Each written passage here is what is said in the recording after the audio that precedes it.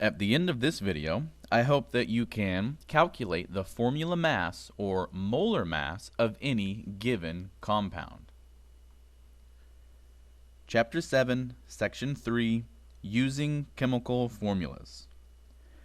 As you have seen, a chemical formula indicates the elements as well as the relative number of atoms or ions of each element present in a compound. Chemical formulas also allow chemists to calculate a number of characteristic values for a given compound.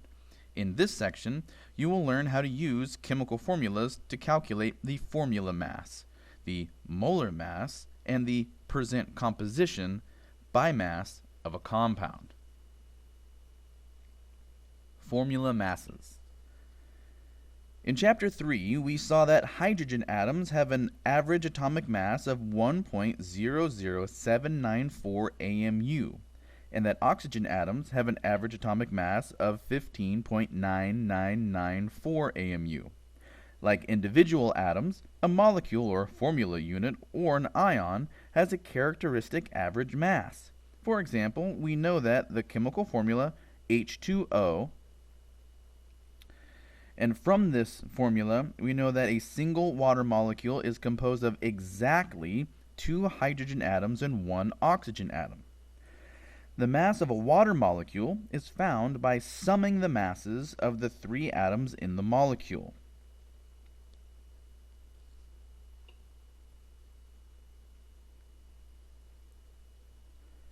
The mass of a water molecule can be correctly referred to as a molecular mass. The mass of one NaCl formula unit, on the other hand, is not a molecular mass because NaCl is an ionic compound. The mass of any unit is represented by a chemical formula, whether the unit is a molecule, a formula unit, or an ion, and it is known as a formula mass. The formula mass of any molecule, formula unit, or ion is the sum of the average atomic masses of all the atoms represented in its formula. The procedure for calculating the formula mass of a water molecule can be used to calculate the mass of any unit represented by a chemical formula. Like individual atoms, molecules and ions also have a characteristic average mass. To find this mass, we add the average masses of the atoms making up the compound. In a molecule of water, there are 2 atoms of hydrogen, so we multiply the atomic mass of hydrogen by 2. There is also 1 atom of oxygen, so we multiply the atomic mass of oxygen by 1. We then add these masses to find the average atomic mass of the whole molecule.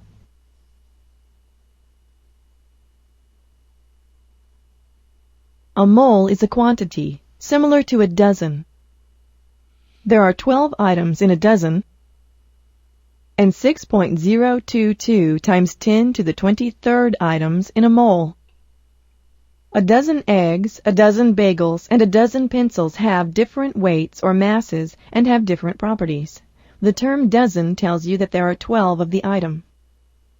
Similarly, a mole of iron and a mole of copper have different masses and have different properties, but both represent the same number of atoms, 6.022 times 10 to the 23rd atoms. Molar masses. In Chapter 3, you learn that the molar mass of a substance is equal to the mass in grams of 1 mole, or approximately 6.022 times 10 to the 23rd particles of the substance. For example, the molar mass of pure calcium, Ca, is 40.08 grams per mole because 1 mole of calcium atoms has a mass of 40.08 grams. The molar mass of a compound is calculated by summing the masses of the elements present in 1 mole of the molecules or formula units that make up the compound. For example, 1 mole of water molecules contains exactly 2 moles of hydrogen atoms and 1 mole of oxygen atoms.